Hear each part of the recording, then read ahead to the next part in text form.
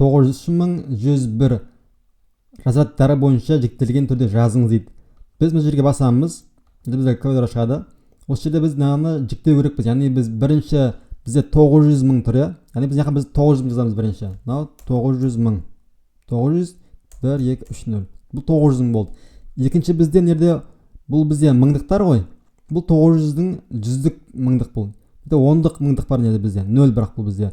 Сосын жазбасақ да болады бұны біз. Қосу дейміз. Мынау бізде ондық мыңдық жоқ. 903.000 ғой, бірден 3.000 кетіп қалдық біз нерде. 900 нерде мынау жазылмайды деген сөз. Екінші бізде нерде 3000-дық мынау бізде. Мынау 3000 жазамыз. 3000 жаздық. Қосу жазамыз.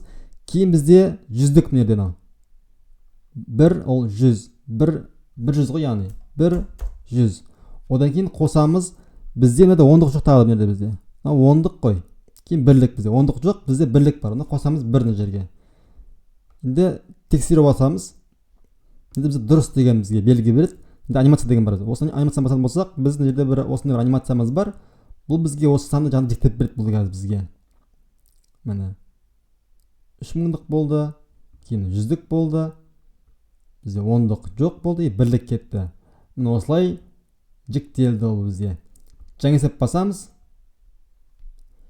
Жаңа есеп берген кезде міне қараңыздар. 400.000-дық қосамыз 90.000-дық, қосамыз 4.000-дық, қосамыз 100-дікті, қосамыз 50-дік, яғни 10-дықты, қосамыз бірлікті. Сонда бізде неде шығады 494.153 деген сан шығады бұл бізде. Бұл жіктеліп тұрған сандардың бізге қосқандағы қарапайым натурал сан түрінде жазғандарымыз бізде. Тексеріп басамыз. Дұрыс дейді. Анимация бар тағы бізде.